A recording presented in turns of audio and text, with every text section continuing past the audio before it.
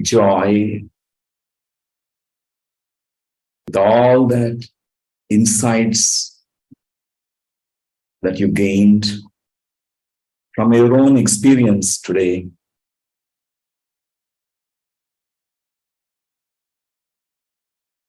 Just 5 seconds. With a beautiful smile on your face,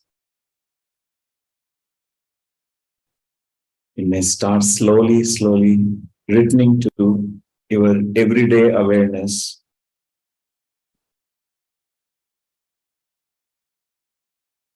Five, 4, 3, 2, 1, and 0.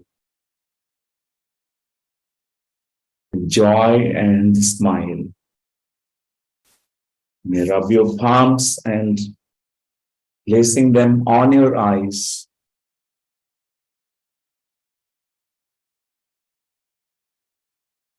Take your own time. Slowly open your eyes.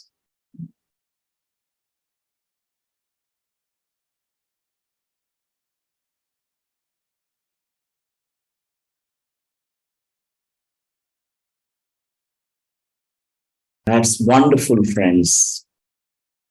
Wonderful. It's such a joy to meditate together because it's a field. Even though we are connected through this virtual platform, but energetically through consciousness, which is non-linear, non-local, we are connected.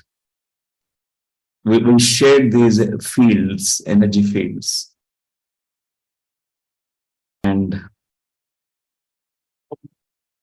I'm going to share about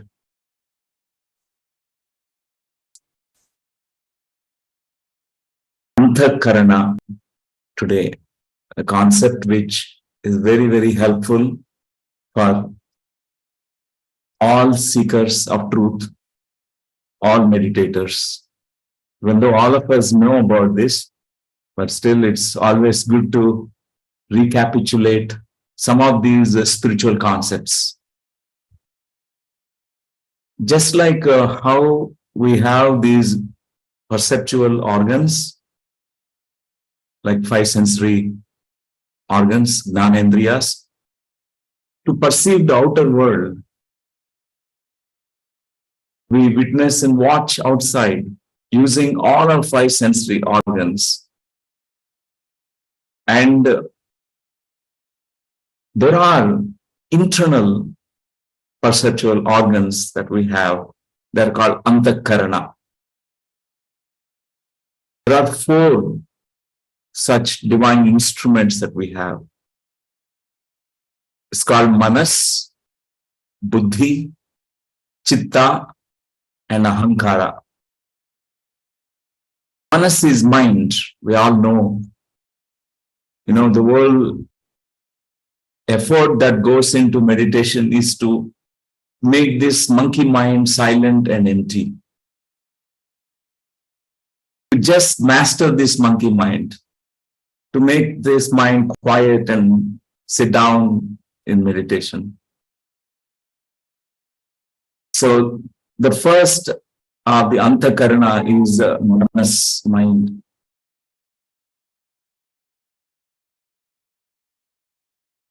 And during meditation, there is Antarsuddhi that happens. Anthakarana Shuddhi also happens.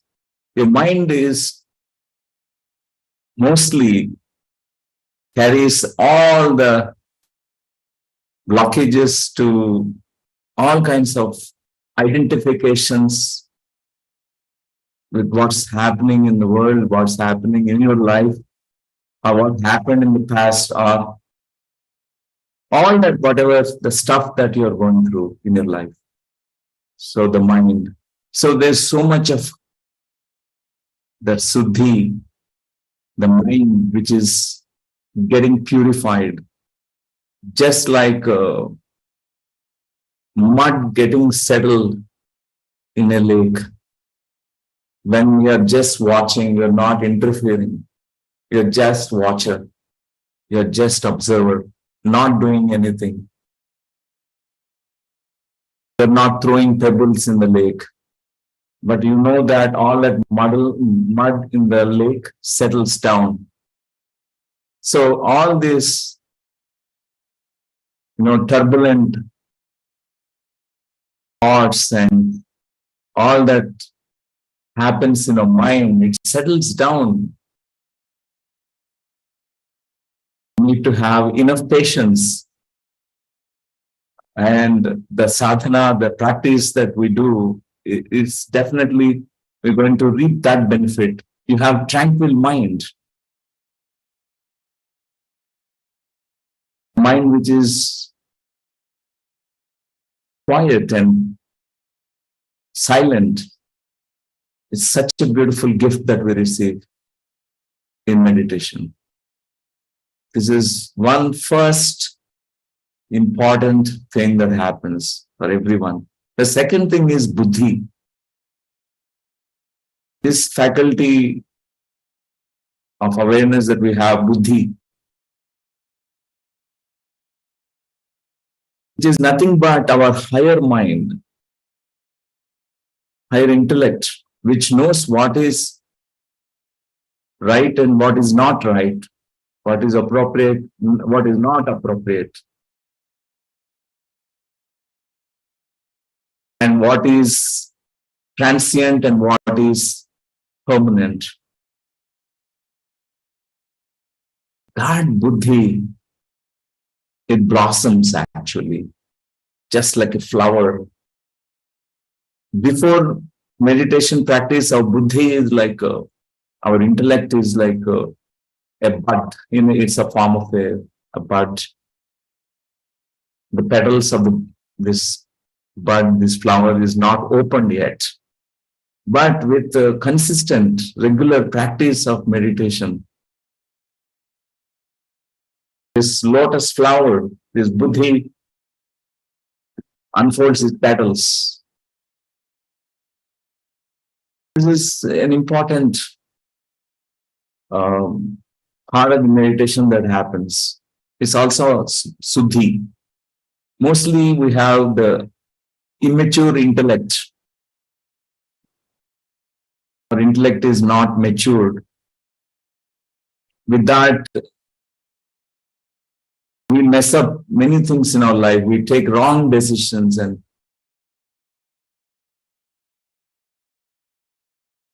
we go into those experiences which are undesirable. And we do not know what to do and what not to do. But this buddhi is, the suddhi happens on our buddhi. The third important thing is chitta. Chitta is a part of the antakarana. Chitta is nothing but our subconscious. If our mind is the whatever the visible and the conscious part of the mind, that we really make it quiet and empty during meditation. But the chitta is our subconscious. It also goes through a purification process during meditation. That's what Patanjali Maharshi said. Yogaha chitta vritti nirodha. He used the word chitta vritti nirodha. Our chitta, our subconscious also, it influences so much. We have been learning from Buddha Sivo Foundation so many things about subconscious, how these beliefs and core beliefs will influence our life and rule our life, ruin our life also. Or we can rebuild our life using the same subconscious. This is chitta. What happens during meditation is, very naturally, all that unwanted junk stuff, it is transformed, transmutated. It is completely recycled. Chitta vritti nirodha happens. we start realizing so many things about from our chitta.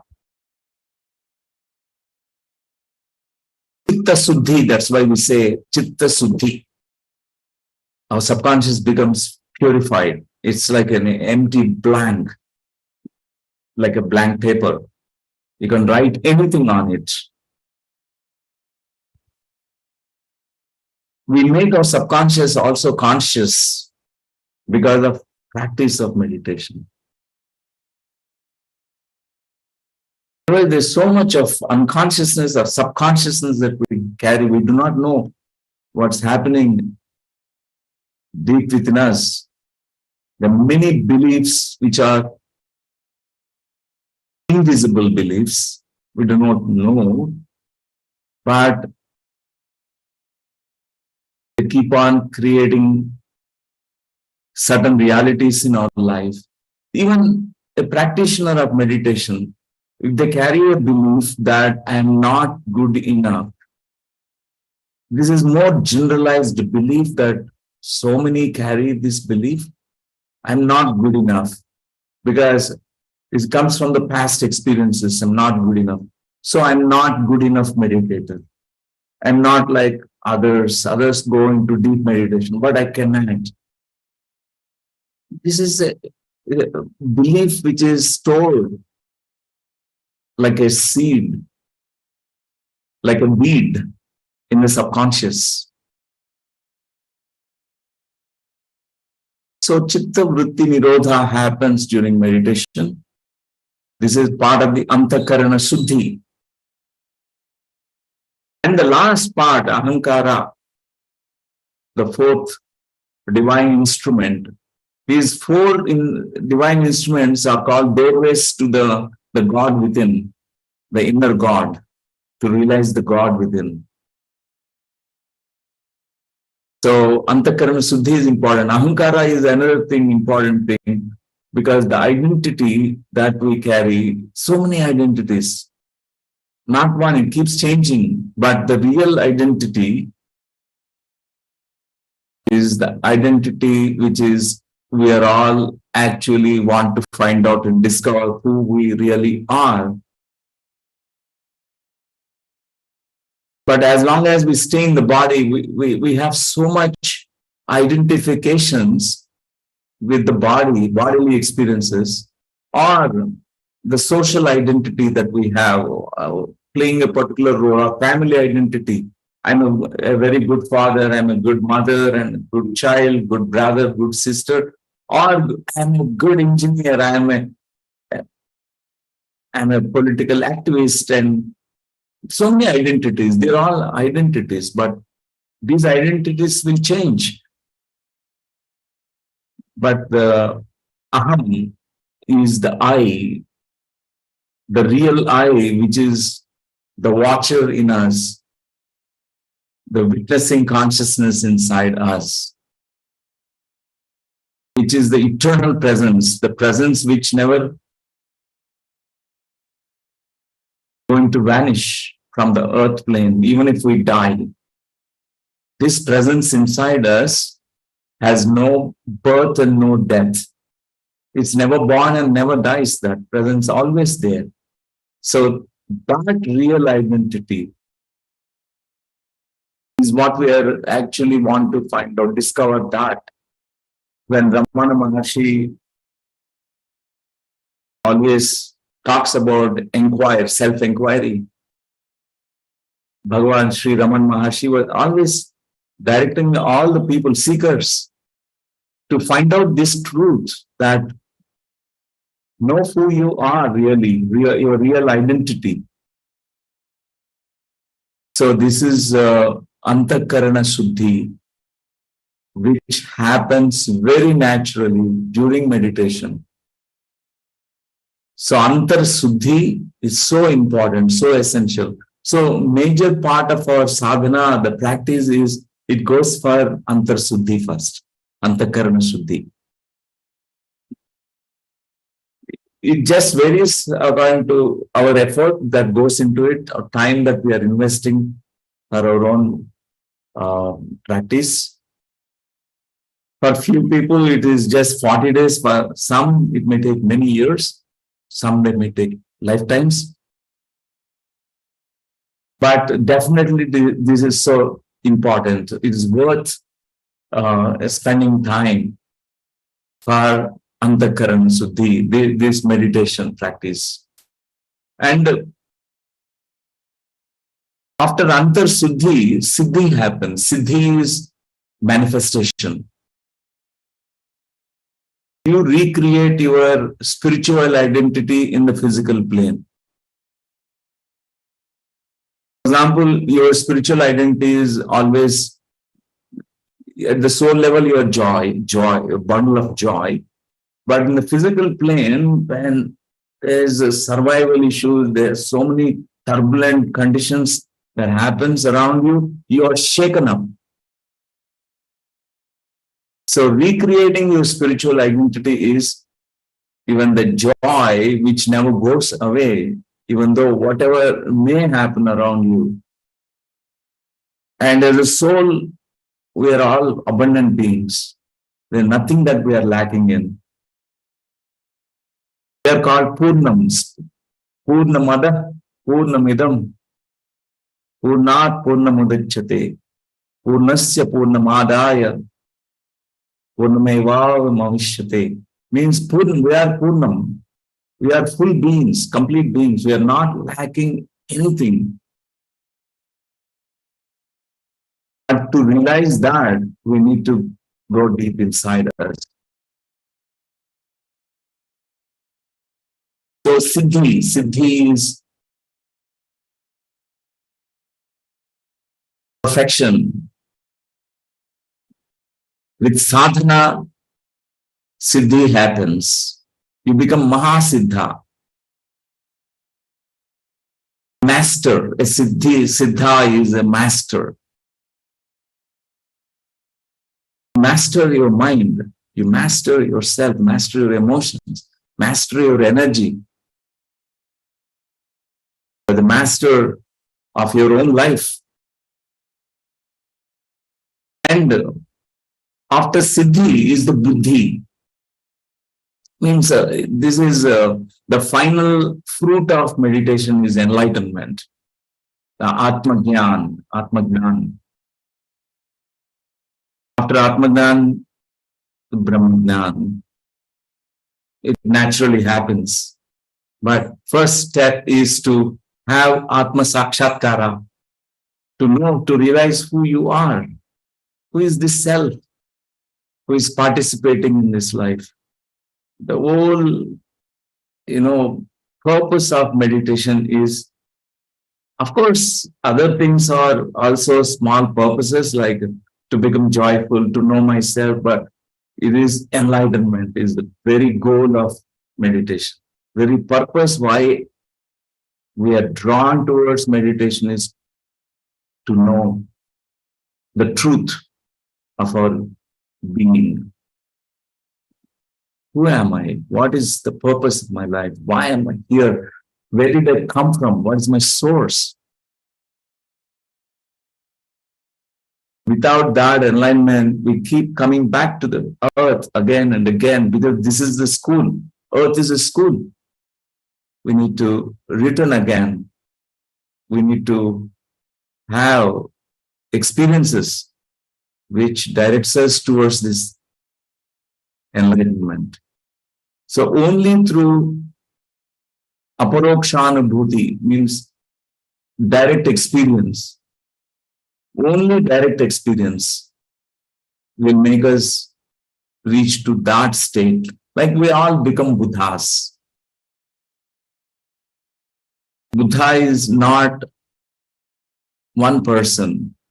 Gautam Siddhartha could become a Buddha, and he said to all people that before me there are thousands of Buddhas, after me there are going to thousands of Buddhas going to come.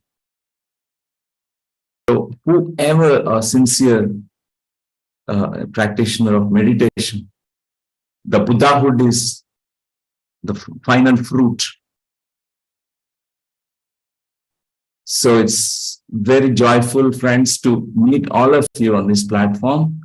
I heard from Chandraji that the many new people who join this program. I welcome you all to take advantage of this um, Buddha Sivo programs, all that, whatever being conducted by Buddha Sivo, it facilitates, it makes us accelerate the spiritual journey. Everything is on the platter for us to experience, and everything like Chandraji prepared such a beautiful platform and to dive deep inside us to know more about ourselves.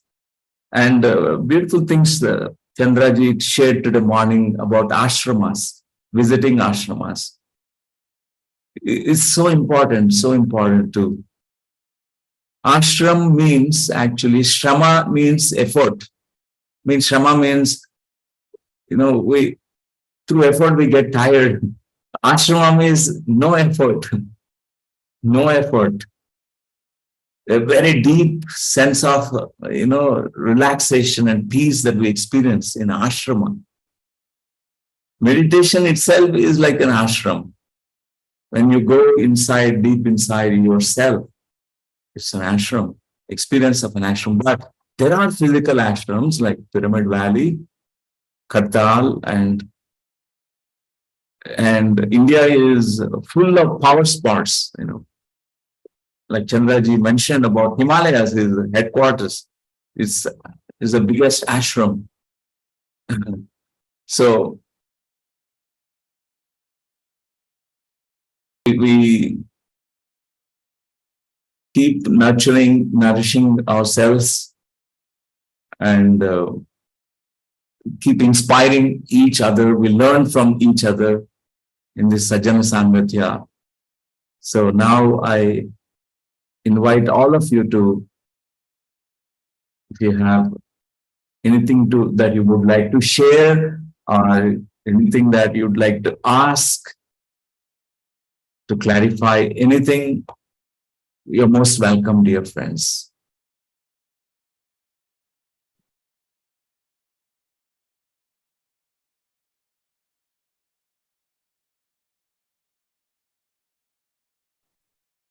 Thank you, Dr. Newton, for just giving us that crux of spirituality that is about knowing ourselves. Any meditation path, many things are there, but ultimately we know who we are. I've been interacting with many of our masters here. We all come for something, but then just beautiful to watch, to say that how they're transforming us, saying today that's no longer a priority. Something else is more important for me. That's the transformation they are in. Dr. Newton, dear friends, is a lead conference speaker for our Global Conference of Meditation Leaders. He's doing a one-day workshop on consciousness heals art of tools for healing. One-day workshop on pre-conference on 23rd. And then is there hosting meditations on 24th, and then a long lecture on 25th, and then meditation. So there's an opportunity to interact now, to just take this direction. We have time till 8 o'clock. Yes, I'll leave it to you right now. Thank you.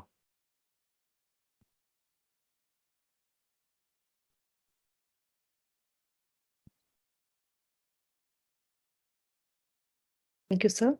Yes, sir. Rohit, sir, you can unmute yourself.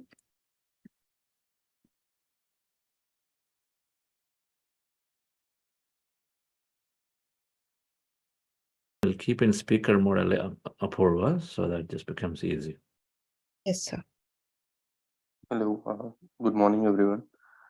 So, first of all, Newton sir, I really enjoyed your session, and towards the penultimate session, you asked certain questions which are very deep questions: that why are we here?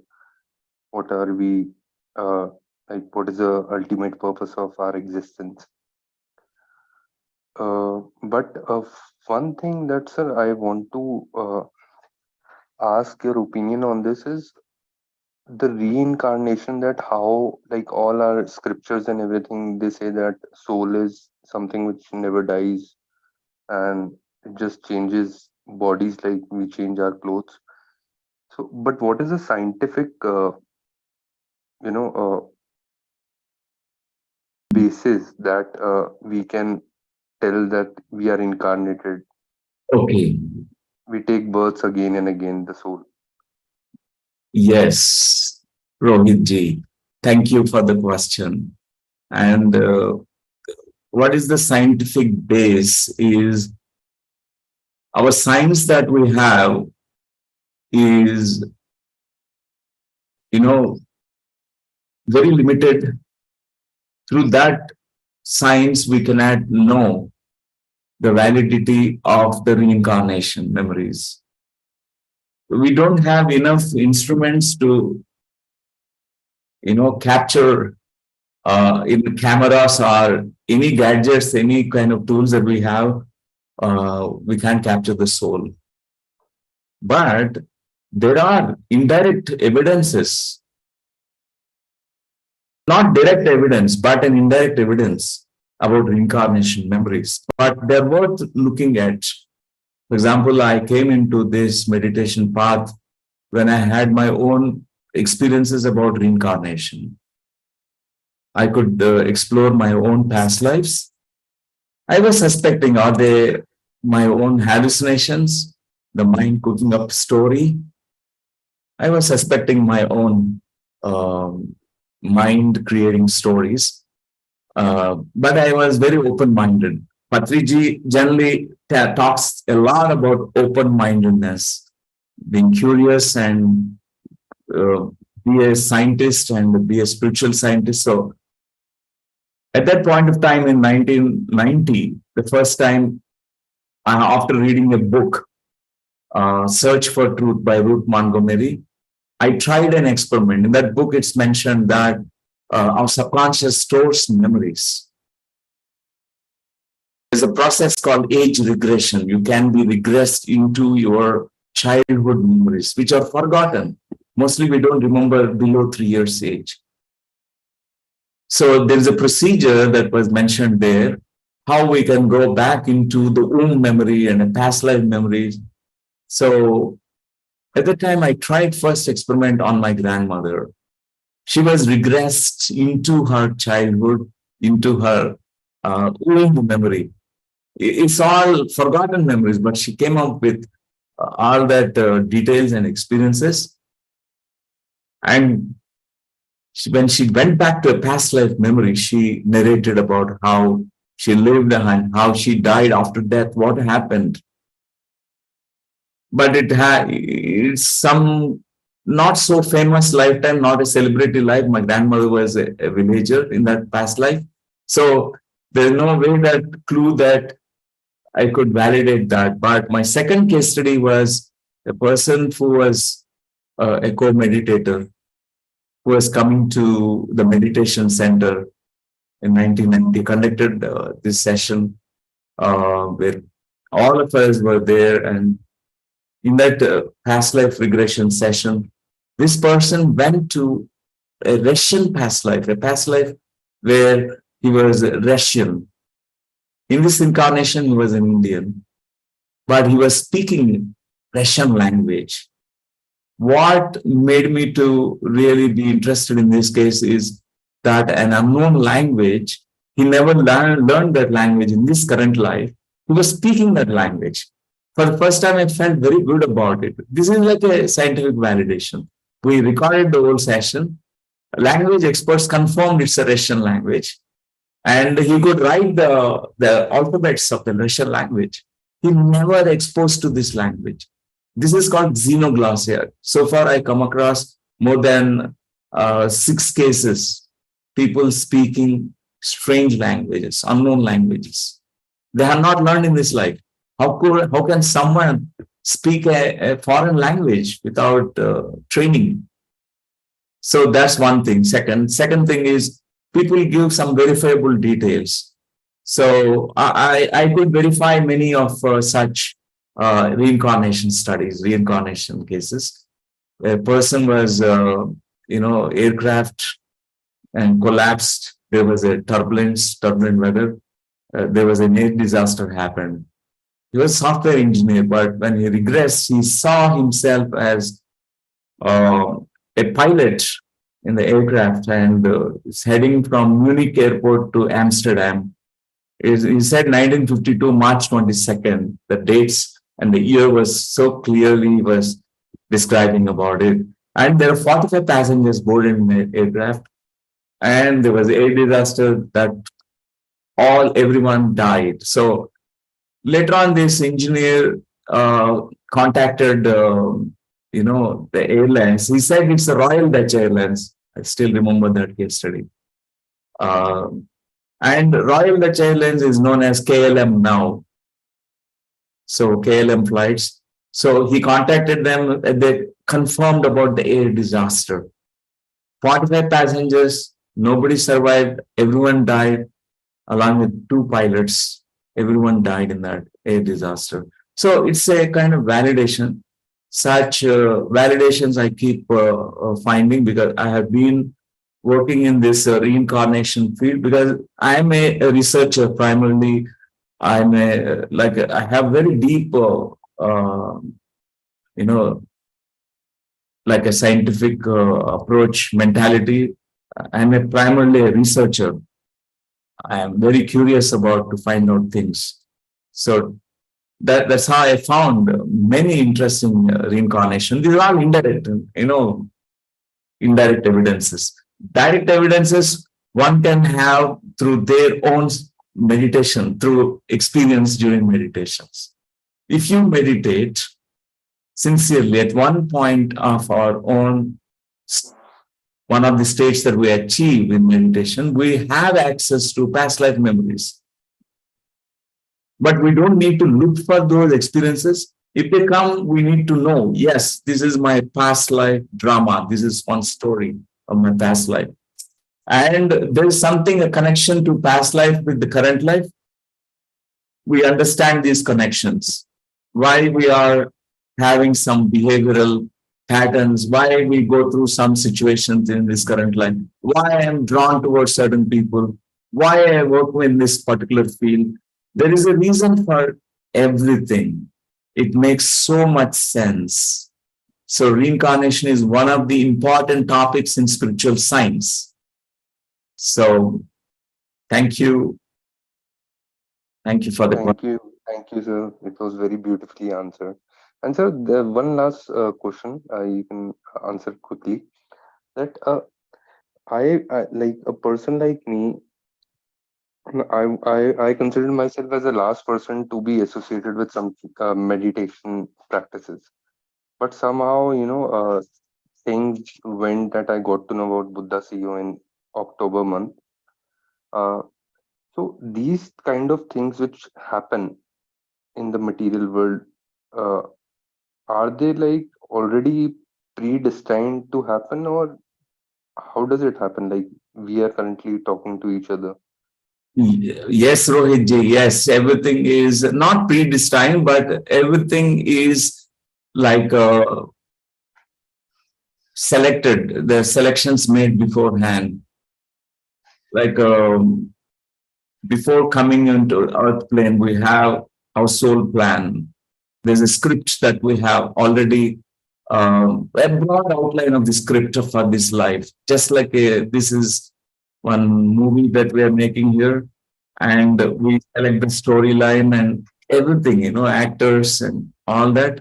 And we've forgotten that. The only thing is, even though you are not interested in meditation, but you pull into this, you are drawn towards it, and now you're diving into this. There are no coincidences, there are synchronicities, which make us realize that even before we have come into this earthly flesh bodies, we have a design for this life. We designed this life. We've chosen many things about this current life. Thank you, Rohit ji. Thank you so much, sir. Have a nice day. Thanks. Thank you, sir. Friends, before you ask or share, please do introduce yourself. Yes, sir. Anil Prabhuji, you can unmute yourself.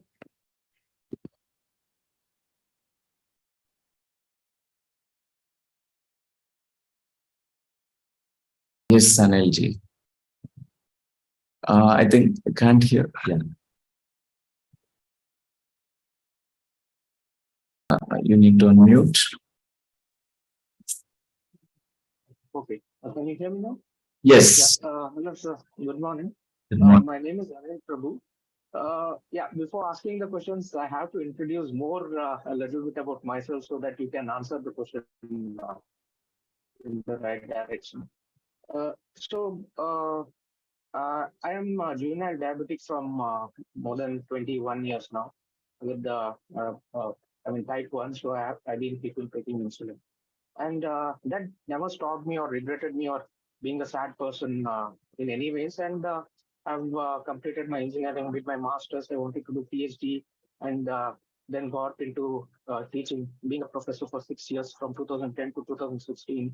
Then I was teaching a subject known as entrepreneurship, which, to be honest, I didn't think that I was good enough because that was not my domain. So I quit my job and got into entrepreneurship. I started my own startup. Then again got into training students on entrepreneurship. So this went on and had an amazing journey till 2020-21. Suddenly I got to know that both my kidneys were getting failed, and I was into dialysis for some 1 year, and then had to go for transplant. So last year, January, I had a transplant also. And again, I have no impression or regrets about that. And it's just a part of life, is how I feel. And it kept on going. But right now, what I feel, what work or usually what task I used to do or what activities I used to do, if I try to do the same task, my body doesn't allow me to do. And so somewhere I'm kind of feeling back, or I don't know how to proceed. Uh, so, what is your suggestion to people like me? Okay. Should I take it slow or realign my spiritual and body and take it slow? Yeah, thanks, Anilji, for sharing about your journey of your life and about what's going on in your life. And, there is a reason for everything at a very early age where your pancreas malfunction, start functioning, and there is a reason also. And meditation makes you realize about your life more better because you come in contact with what happened at that age when you diagnosed with diabetes, particularly juvenile diabetes. What was happening before that? So there are plenty of reasons why our body malfunctions and also develops certain symptoms, and which continues. Right now, after transplantation, and you are not really focused on certain things because not able to do because your body is not allowing to you to do. But you can choose respecting your body, whatever that body need to support. You're using meditation as an important tool to continue to heal yourself at different levels. First, emotional healing, and then mental healing, and then at a deeper spiritual healing that happens within you. It can result into so much of well-beingness in the body. And whatever medical science says it is incurable, impossible, generally I don't believe in it because I have seen with thousands of meditators last 30 years, I keep hearing these success stories, the renal failure on dialysis, a person completely reversed. Yeah. No dialysis, creatinine, urea, everything was normal again. So such incredible stories I keep hearing. So, Anilji, just take care of yourself. And meditation is so powerful tool. every day giving yourself the time, and also important thing is whatever that helps you to minimize that internal resistance within you, because diabetes is nothing but resistance. In spiritual sense, it is like who needs high blood sugar in the body? He is someone who is going into the war field, in a battlefield. So, because they do not know when do they get the food again. So, soldiers, they need hyperglycemia, more blood sugar in the body. So, your pancreas shut down to make these sugars high, because there's some fight, some battle going on. I mean, not physical battle, it's always battle inside the mind.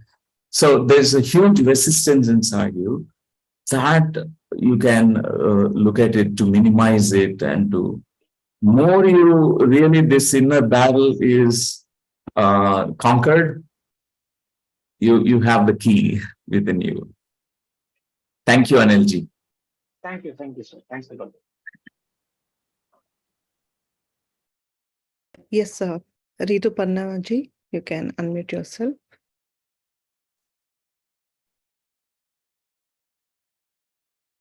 Ma'am, if you are fine, please turn on your video too.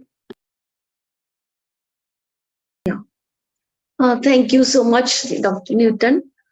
I'm Dr. Rituparna. Hello, can you hear me? Am I audible? I don't know. Yes, ma'am, you're audible. Yeah. Yeah. So I teach physiology in a medical college. Yes. I have heard you before in Holistic Doctors. And this is the second time. And it was really, your meditation was overwhelming. And I have a few confusions. I have been meditating for some time, quite few years now. And I have seen some of the, I have been noticing the synchronities, and I have reversed myself in many aspects. But one thing bothers me is that people say you choose one path and you stick to it. Right?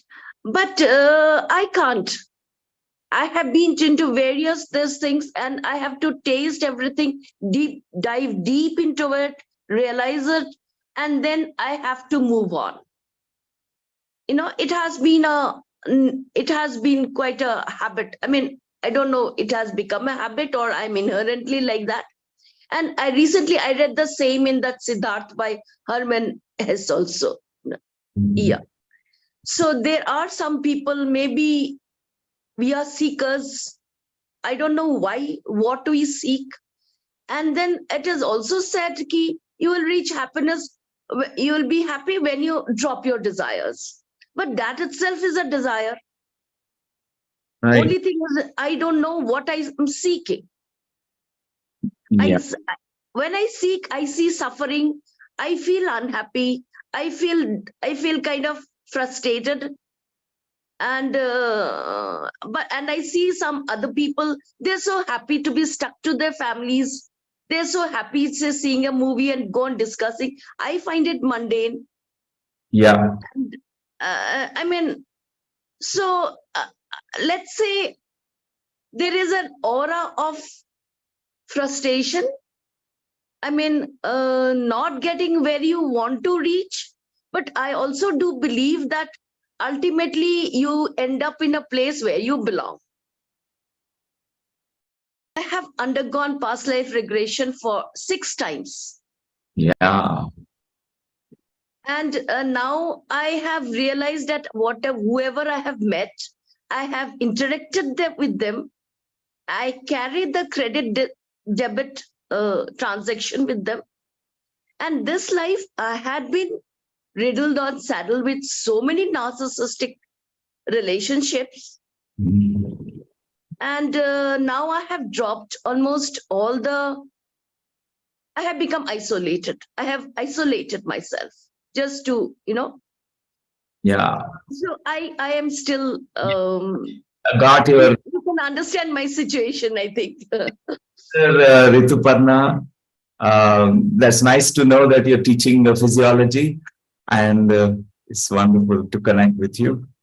And regarding seeking and into many experiences, not sticking to only one path, but many things, it's natural in the beginning stages in the spiritual journeys, because the seekers wanted to taste everything. But at one stage, we choose one path. Because if we go on, choosing many paths, we can't see the end of it. We can't really have a very deep experience of it. That's so important that after having the taste of all that different flavors available, but one thing that you're going to resonate with a lot, deep within your heart, you recognize this is where I feel home. I feel I belong. It could be any path. That definitely, when you follow that, stick to the practice, you have that the experiences. For example, a seeker reaches to a seer state. A seer realizations, the profound realizations about their own self. And it is like a beautiful, the potential inside them unfolds completely with that path. So we need to be choosy also. Not that it is wrong to dabble in many different directions. Initially, we all do that. And we are very curious. We want to know if there is so many paths, and I want to taste everything. I want to see this master, that master, and learn from everyone. But finally, one thing we need to stick the practice. For example, I stick to Ana-Pana-Sati meditation practice. Even though I tasted all practices, all things, I have tried everything, but one thing that really made the huge difference is Ana-Pana-Sati meditation. Very simple practice. That's what I also recommend. And it makes the whole difference. And thanks for sharing, Dr. Rituparna. All the best to you. Nice. You're nice to know that you have explored 6 lifetimes of yours. Thank you. Thank you, sir, for a wonderful explanation. Yes, sir. Madhav, sir, you can unmute yourself.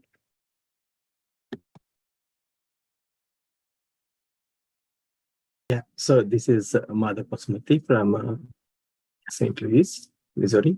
I work in computer science field, not IT field. Yeah, first of all, thank you very much, Newton sir, for sharing your experiences and walking us through our 4 other aspects, nothing but senses, which are lying within everyone. And that's really interesting to know.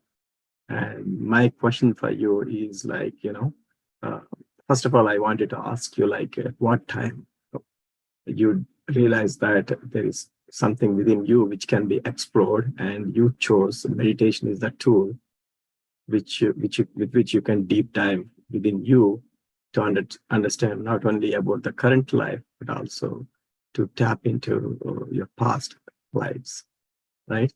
So I think you gave a little, I mean, some of my questions were answered, but obviously I would like to know about it. At the same time, I did have some deja vu feelings.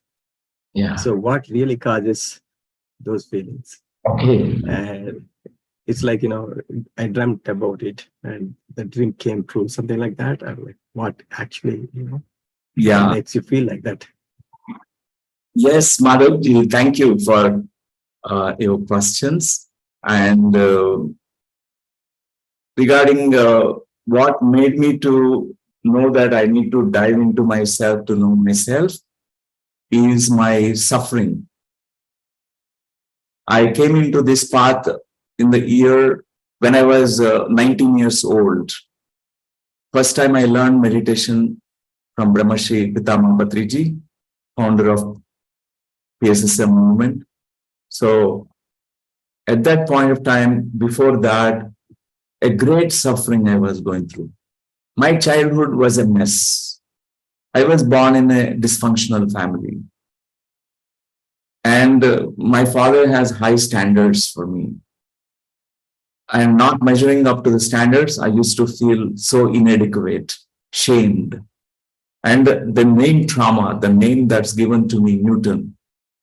So people were expecting high grades always, but I'm a failure in the school. All that, everything, so many things, family situations, everything is so traumatic.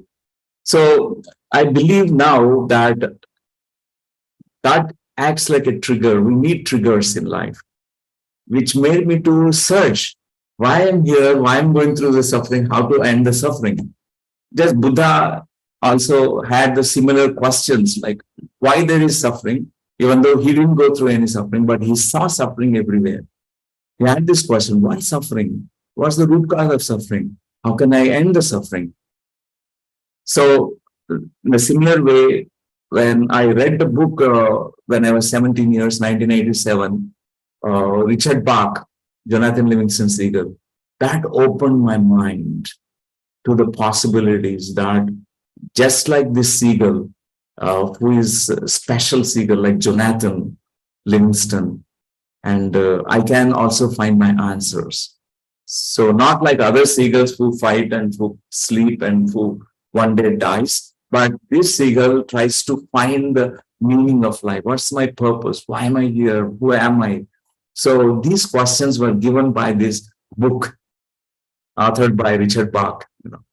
That's how I was already a medical student at that time, Kannur Medical College. So at that point of time, one day in the traveling the bus, the co-passenger was speaking about meditation to me.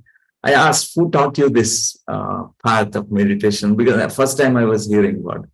So he told about Patriji. Next day I met him. So that point of time, Patriji gave only one answer to me. So he said, I have all the answers, but I don't want to give you any answer. I don't give any answers to anybody. I teach you the way how to find the answers within you. So he put me directly into meditation practice, asked me to close my eyes and watch the breath. He told me 3 hours meditation every day, 40 days, he said, practice it for 40 days. I said, I will do that. And because he said, only after that, you can come and interact with me, not before that. Don't come, ask silly questions, he said. He's a straightforward master. So I was practicing. Within that 40 days, I could completely achieve that empty mind or no mind state. So from that time, after achieving that, attaining that, is like many realizations about myself. It's like a deep dive into myself that happened.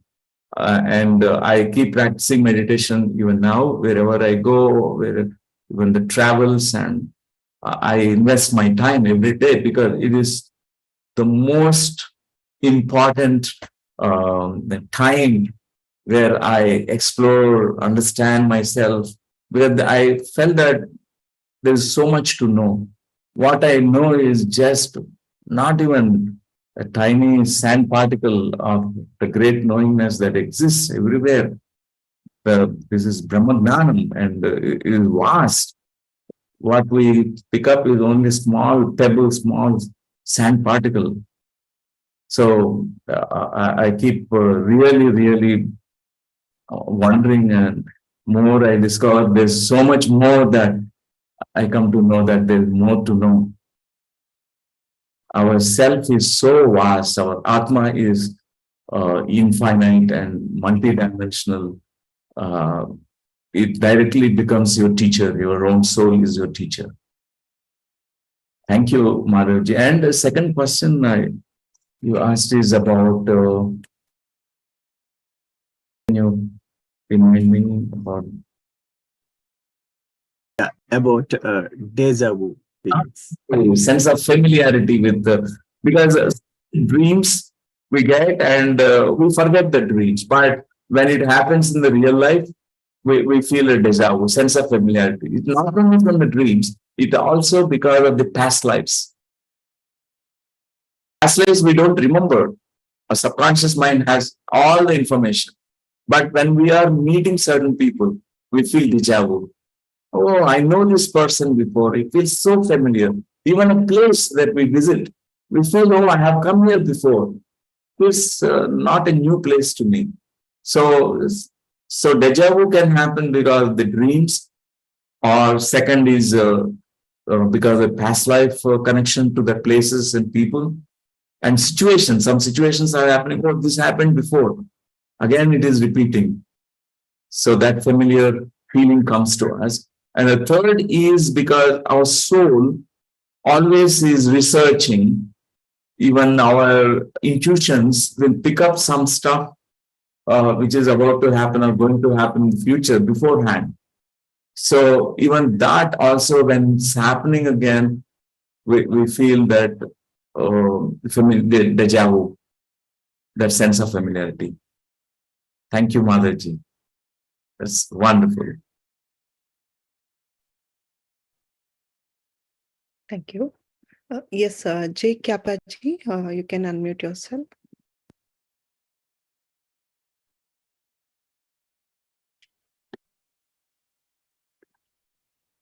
Hi, my name is Jay Srikalpa. I'm from US. I have a question for Dr. Newton. You can hear me, right? Yes, Jaiji. Sorry. According to Ramtha and Seth knowledge, there is no karma concept because all lives happen same time.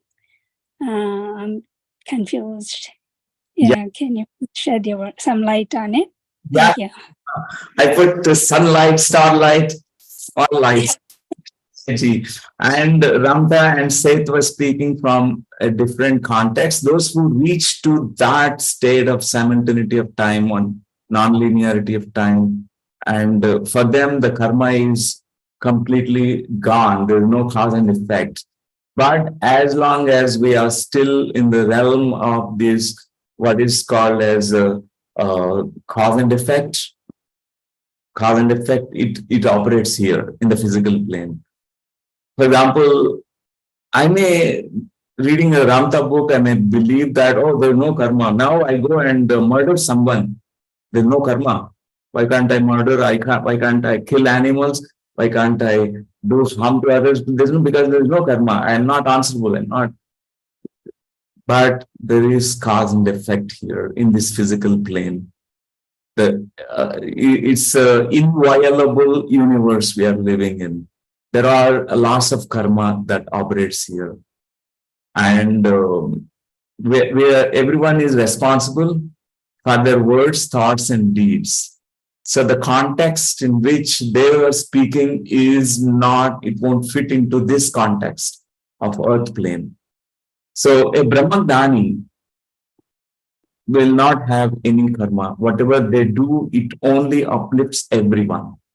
For example, a master, a Brahmajnani slaps you on your face, hits you in your stomach.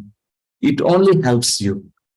There's no karma attached to him for that action because he's doing it for the benefit of not only the greater selfhood of this person, for the welfare of the even humanity, because this person might be so helpful in the future to the humanity.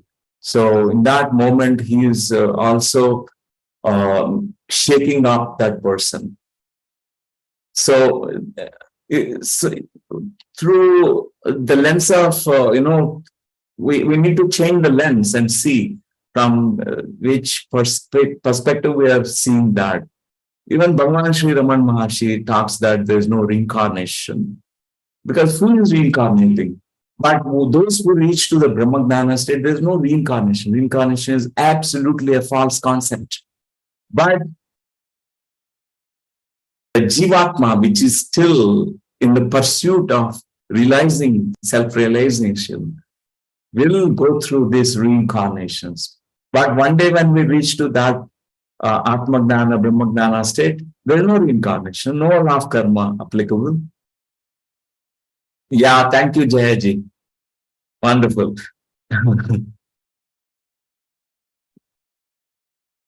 Thank you. Thank you, sir. Yes, Radhika ma'am, you can unmute yourself.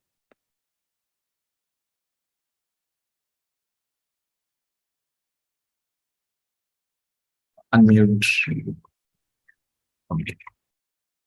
Namaste, Newton. So it is so wonderful to be in your presence and with a wonderful meditation. I live in Sydney and I'm an energy healer and life coach by profession. I have a question, like as you told today, when meditation is helping in Shuddhi, Antakarna Shuddhi, then what is the role of inner child healing or past life regression therapies? Or like my question is, are we not touching something which is not necessary? Like Yeah, understood. Yes, that Radha. is my question. Yeah, I just want to know, like, what is the relevance of going deeper into those areas Correct. when meditation is about doing things for us? Yeah, meditation itself is a great healing journey, healing process. And we don't need, actually, theoretically, we don't need any other tools except meditation. Nothing else is required. But one need to be so sincere, very, very regular to the practice, committed, dedicated, then it happens. But my observation is that many people, they need that supporting hands. That they need some other tools. I give you the example of a woman who had skin issue, problem with the skin, and also always hatred towards men. She had hatred towards men. She came into this path meditating for 10 years, but always this psoriasis, psoriatic patches on the body flares up. What happened is, in the childhood, she was sexually abused, a wrong touch by uncle and molested by uncle several times. And it was like a buried secret in her. And in meditation, she is not able to handle this. She's not able to really heal herself. She needs that external, support. Someone who is holding that space for her, because she could not say that to her mother when she was a child. Because she thought, if I say that, whether my mother believes it or not, whether the family will break down because it's the uncle who molested me. And she got her own fears, and she's separated from her mother. So her skin expressed everything for many years from childhood. She has thyroid problems, she has skin issues, she has hatred, anger issues, and she's not willing to get married. She finds excuses not to get married. So, this issue could not be healed except for the inner child healing. She needs that, even her meditation, every time she meditates, and actually it's not helping her. Instead of helping her, she becomes so sensitive, because that sensitivity becomes more. And she isolates herself. She shuts down herself inside the room, not participating in life, not coming out of the room also. So, but after the inner child, just 3 sessions that she took. Generally, session is 2 hours duration approximately. what happened? Her whole life completely transformed. She actually healed her skin issues, her thyroid problem, because what she could not express, she felt so powerless as a child. She could first time could declare it to the universe that this is what happened. This is my truth of my life. As a child, I was abused. I could not say it. I say it now. I reclaim my innocence because a child is always innocent. So she completely had healed herself. And after that, her meditation practice, it's like every time she meditates, she goes into, touches to that samadhi states. Very deep samadhi states. You know, she found all her answers, her life unfolded, her path completely were revealed to her. And she's helping now so many women. And so this is just one example. Many, they may take 10 years, 20 years of sadhana to heal. But if there are these tools available, don't hesitate to take the tools, help of these tools. They are self-healing. It's not that some Dr. Newton or Dr. Lakshmi is healing. No, we are just only like a midwives holding the space. But that space, holding the space is so essential so that someone which they're holding on to, clinging to some past memories, that junk can be cleared so quickly. So generally the childhood or past life regression and fetal re-imprinting, like a womb memories, are so tough memories. We are programmed, or subconscious is deeply programmed. We can't help ourselves. Sometimes we need that external help. Very rarely that I find those exceptions. Only around 5% of meditators who really have breakthroughs, but 95% they again like a track, they have these patterns which are set. So thanks, Radhika ji, for the question. I appreciate that you're also an energy healer. Thank you. Thank you, sir, for the explanation. Yes, Sonal ji, you can unmute yourself.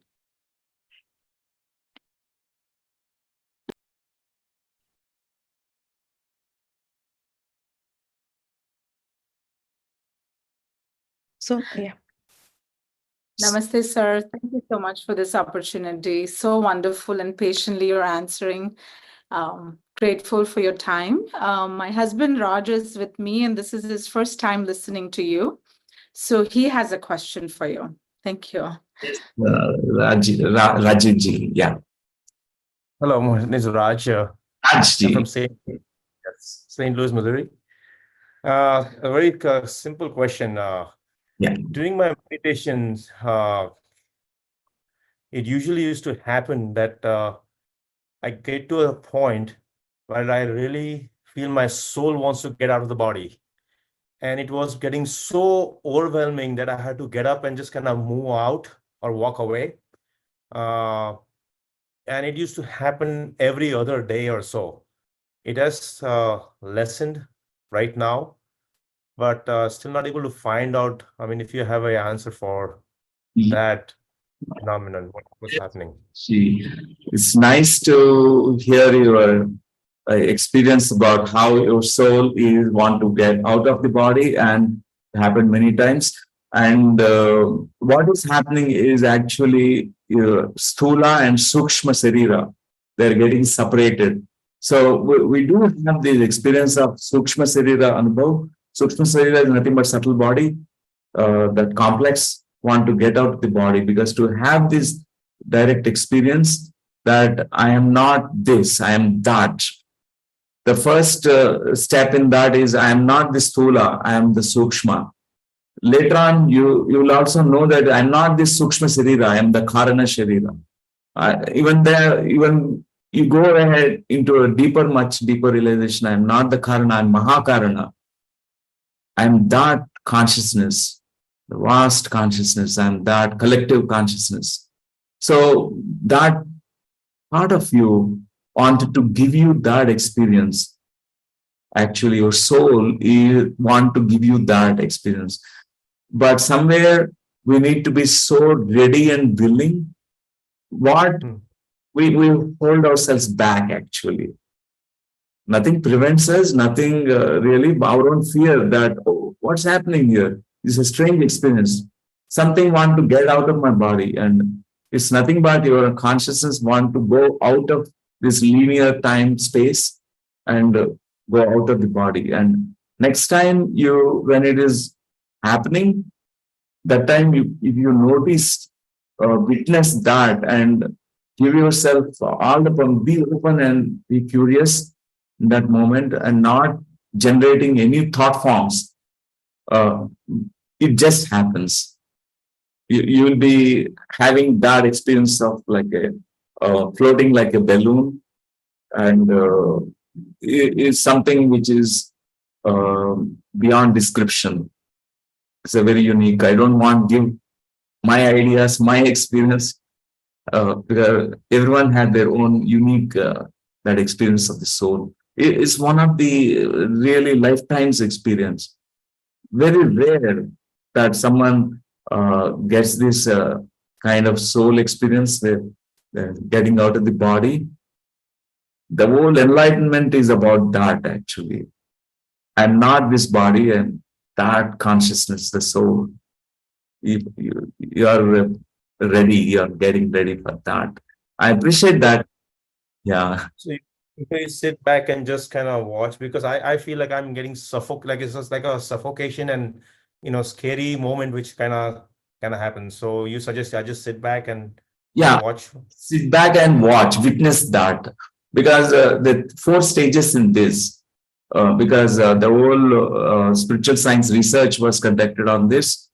The first stage is vibrations.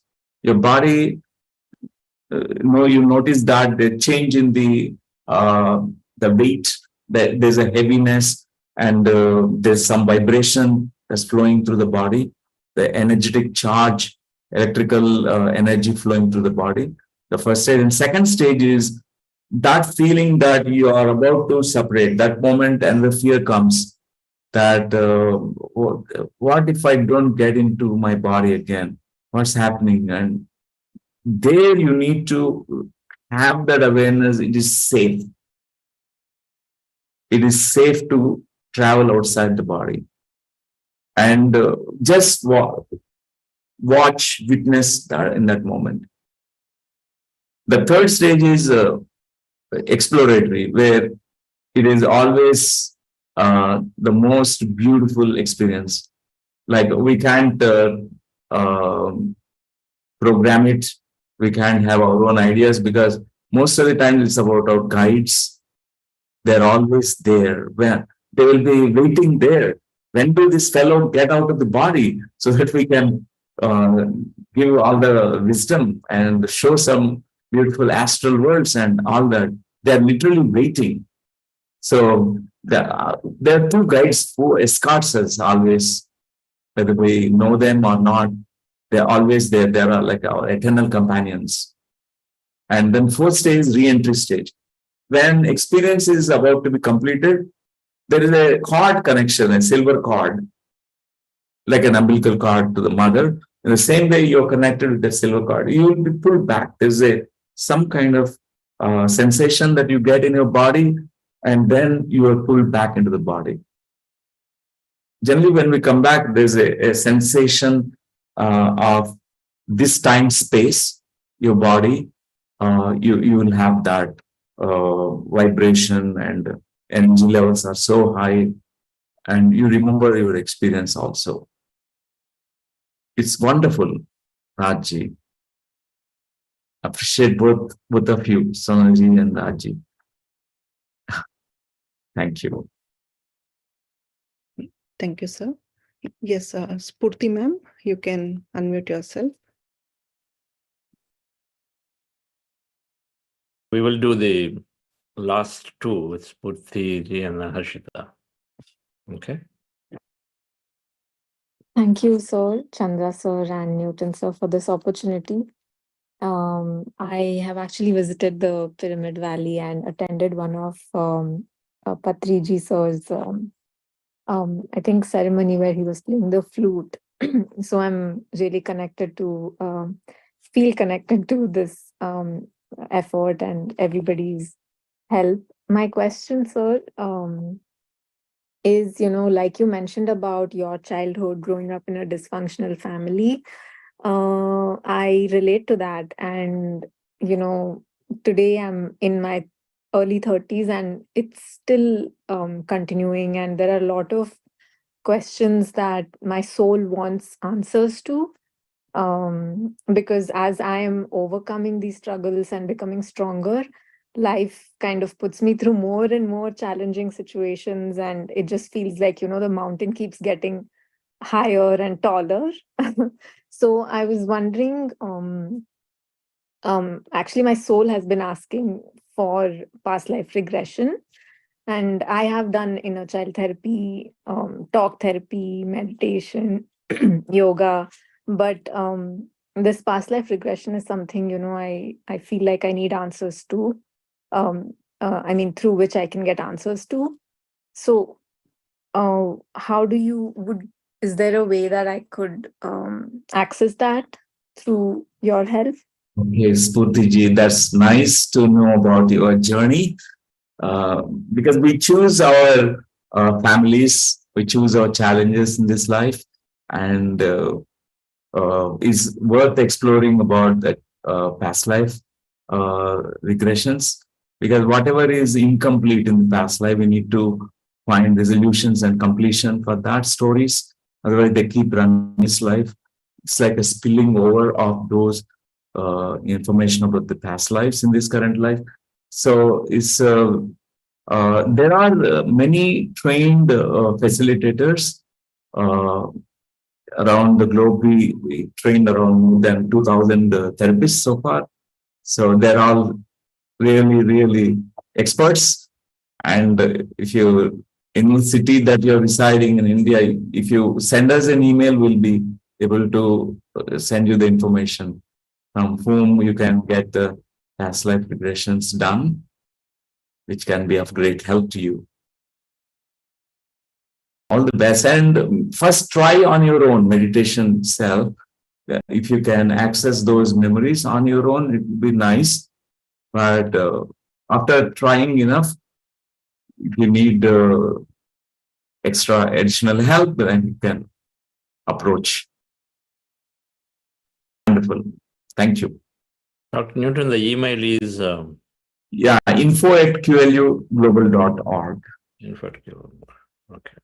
Apurva, can you please type that, please? Yes, sir.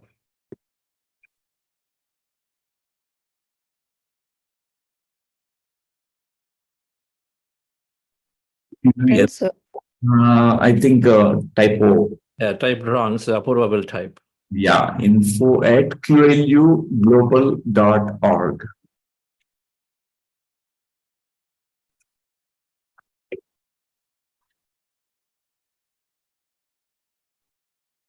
Yes, Harshita madam.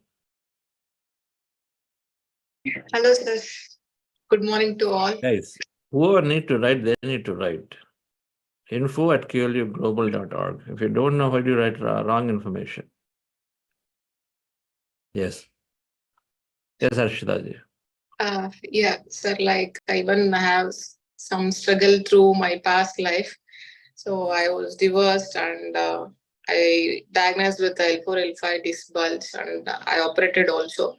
So still I was not getting that pain overcome. So then I started seeing a psychiatrist. Then she was telling like, okay, it's all in your mind. So since the MRI, the X-rays, everything is showing it's correct, and after surgery also getting pain because you have some things in your mind. So you need to work on your mental health. So then I took some sessions and even this inner child healing and all. So then I got to know like the pain is recurring or it's not completely healing because the main reason is like I'm feeling like alone in a life or something in that way. So then the doctor suggested, okay, give your life a chance to see other guys. And again, you can able to get into relationship. If it is good, it's fine. You can take it. So then I started seeing guys for marriage and all. So the people come and end of the day, they will be liars, they will be cheaters, kind of thing. So then again, I went back to the doctor. Then she said like, okay, you need to be more concentration to your intuitions or the gut feel kind of thing. So my question is like, how can I make that intuition so strong so that no one will cheat me or no one will take my goodness of me? Yeah, So, right. Yeah, yes, Harshitaji, thanks for sharing. And changing outside reality will not really be much of help. Even though, if, for example, you feel alone, some relationships, companionship, that would be great, but it's ending up again the same kind of experiences where you feel wounded, more sad about it. And what is most important is what transformation you can bring within yourself, inside you. That is most essential. Because after that, you make choices after your own inner transformation, inner healing and inner transformation. Then any choices that you make, it is going to bring greater goodness, greater joy in your life. Because we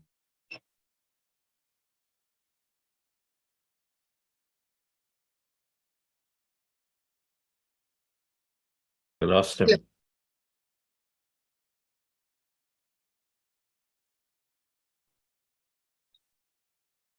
Okay.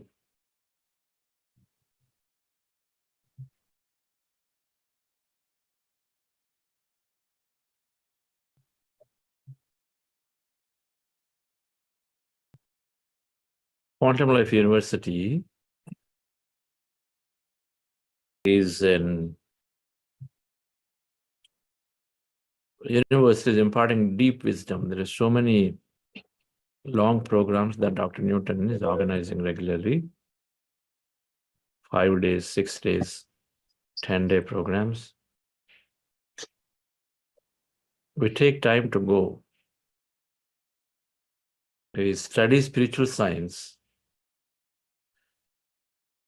both the life, about life here, life after death. And the beginning point is, I said, sincere seekers, sincerely, the recommended books must be read, and then they are discussed. Automatically, we get to in contact with, like just like how Dr. Newton came here.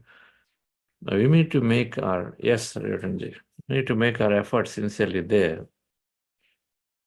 So then we appropriately receive the guides into us to carry forward. Can we have Newton? Yeah, yes. Harshitaji, I was, suddenly there's some problem with internet. And thanks for, I told my answer for the question, Harshitaji. You can work on that, some aspect that needs healing inside you, because there is a huge lesson. Every time we learn our lessons, there is a transformation inside. And that's how we completely change that whole experience of it. Our life brings many changes with that inner shifts that we make. So you found a beautiful platform here to, be part of this great Sangha here. Because we all need that Sajjana Sangatya, which keeps us inspiring, and we need, all of us need that to move forward in our life. And you take all that help and your own meditation practice on daily basis, you'll reap the benefits of it. Immediately we may not get, some people may not get the benefits.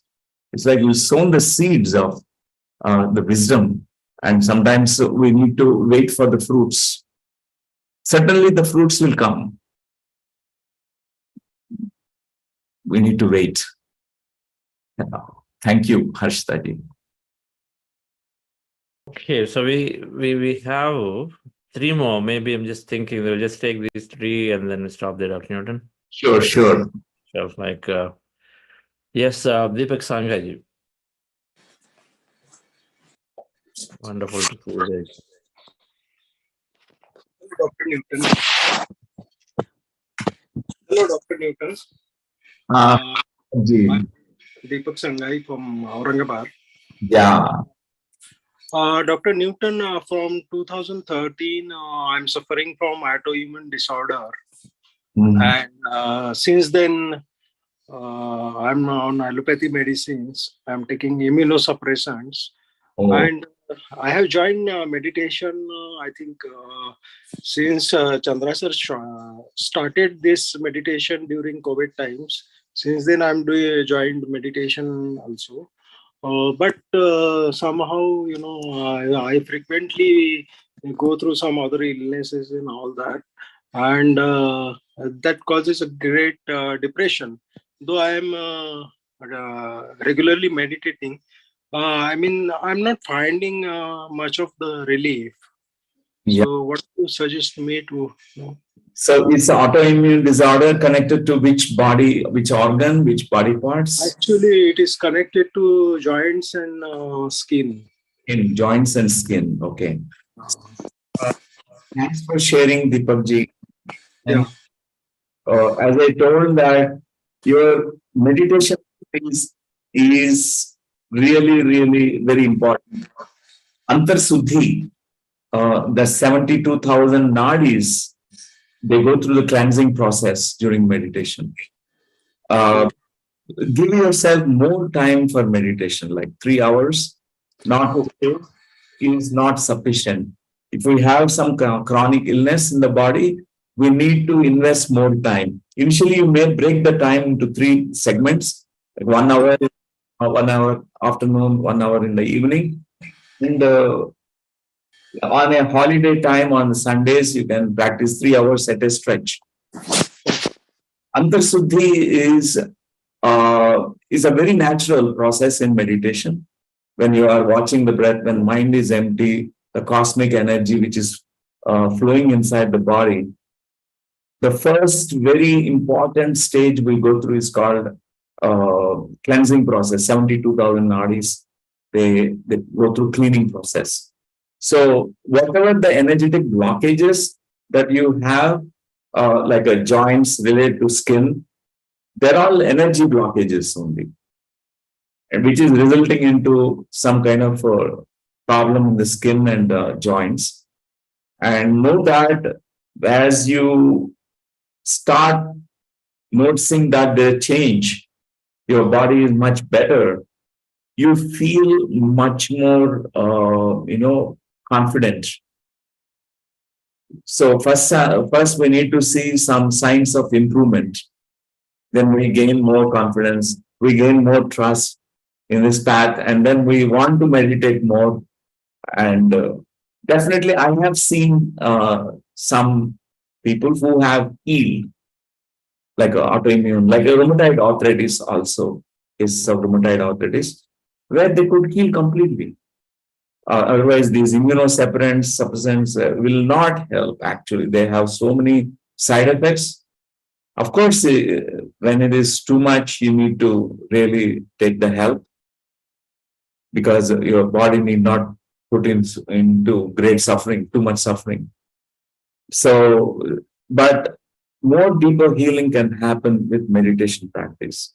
And also, like Chandraji suggested in the morning, that bringing the changes in your diet, the food, like mitahara, itahara, the right food, select whatever the most sattvic food, choose the food which is like a healing to your body.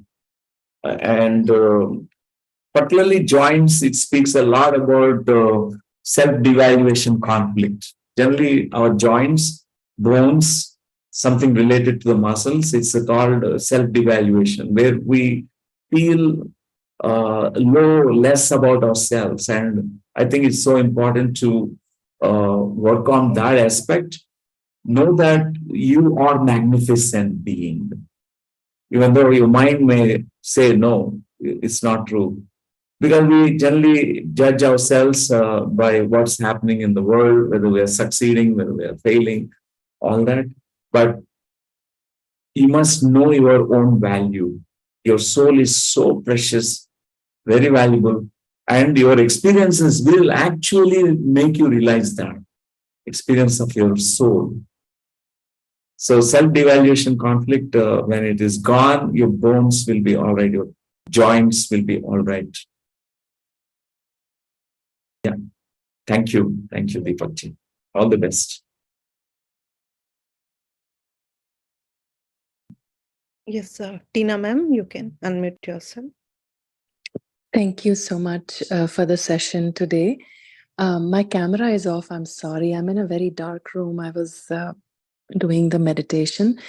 So what happened for me, Dr. Newton, in 2020 was after a pranic healing session, not one session, several, my energy body was greatly disrupted. I think the healing was too strong for my body at the time, and a lot of my I don't know, patterns or suppressed emotions, they just came out all at once, and it was very overwhelming for the nervous system. And I'm still recovering from that. Most of that is on the right side of my body, and sometimes it's even like surprising for me that it's so geometrically divided, like literally at the midpoint, it's mostly on the right side. And these patterns initially were literally coming all the time as energetic waves, both physical, emotional, energetic. And I was on bed rest for a year, and I've just been recovering. I'm very new to Ana-Pana-Sati meditation, but it is helping me tremendously when almost nothing was helping. And I was doing other kinds of meditation, but I'm very grateful. But as you shared with the last person, what's happening for me is the Shuddhi. And I just like constantly, the energy is cleansing, unentangling or de-entangling, whatever is the right word.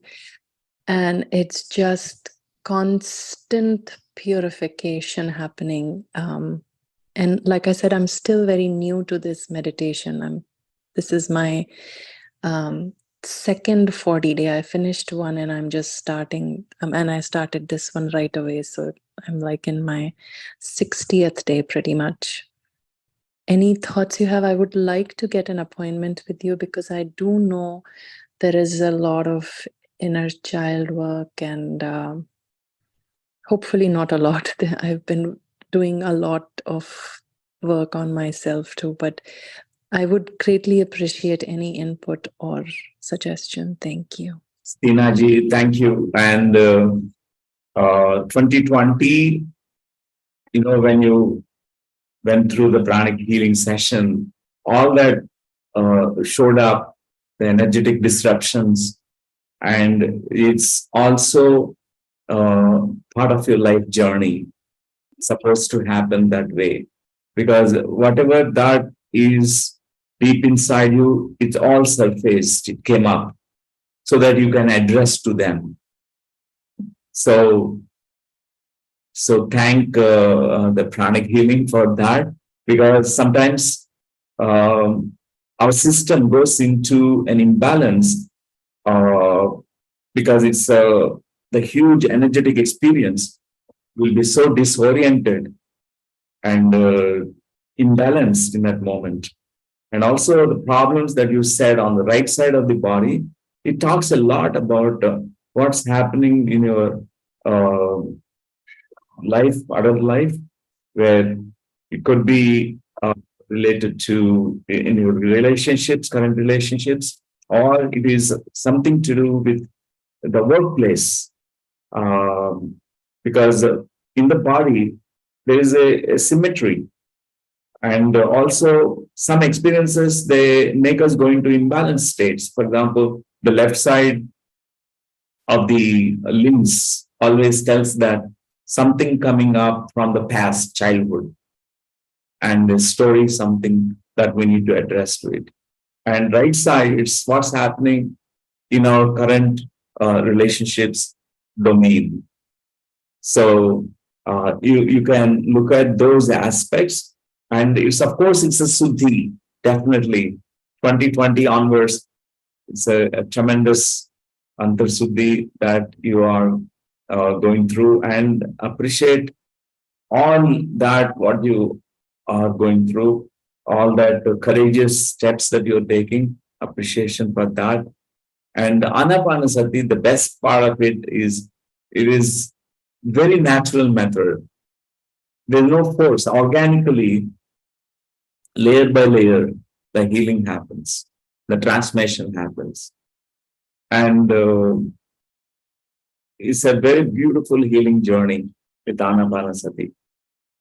And you can write to us, we can guide you further, and look at what happened just before 2020 in your life, because nothing shows up all of a sudden, because the symptoms that we go through in our life, just before that, maybe 6 months to 1 year before that, in your life, something big things were happening, and you can address to them those things, and you can also write to us, we can guide you further.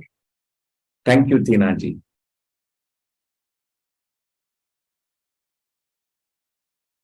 Thank you. Thank you, Dotton. Thank you, dear friends. We're at 8:50, so we need to conclude now at this point. Is any amount of wisdom from Dr. Newton. And Patriji was one rare type of master, and to me, Dr. Newton is another rare type. So we learned so much from these two grand masters.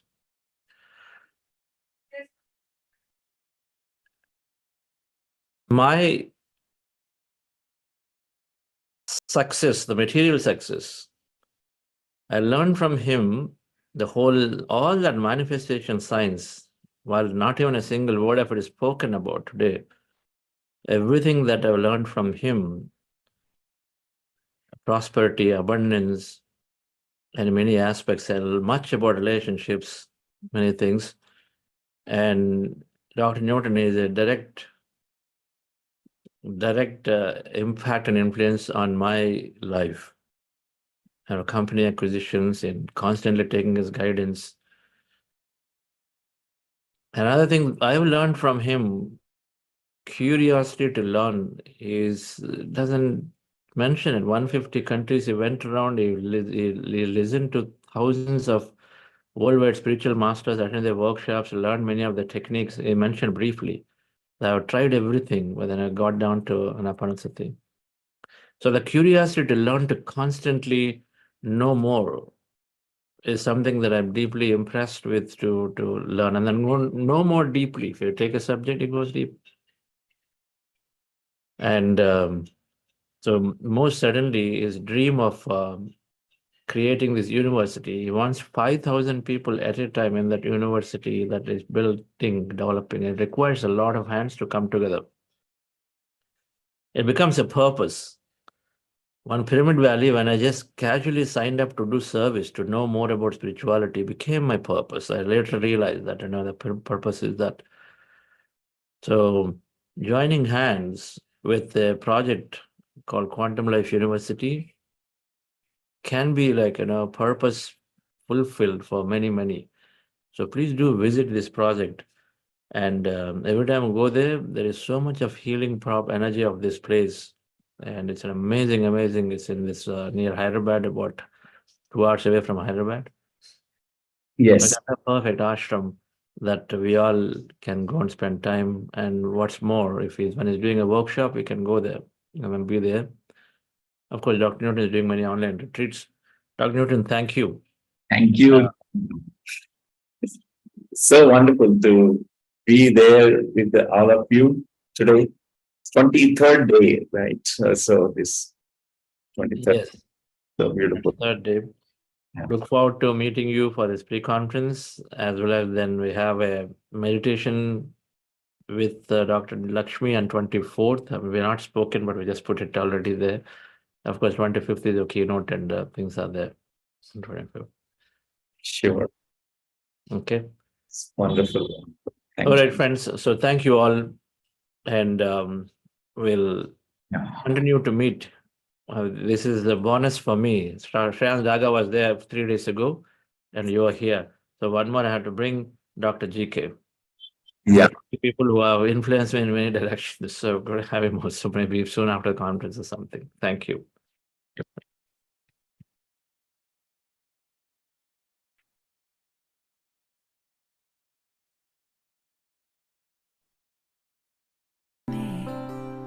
Gratitude behind me, gratitude to the left of me, gratitude to the right of me, gratitude above me, gratitude below me, gratitude within me, gratitude all around me. I'm so grateful, I'm so grateful. I'm so grateful, I'm so grateful, I'm so grateful, I'm so grateful, I'm so grateful, I'm so grateful. Gratitude before me, gratitude behind me, gratitude to the left of me, gratitude to the right of me, gratitude above me, gratitude below. Thank you, friends. We'll see you all tomorrow at the same time for another wonderful session. Thank you.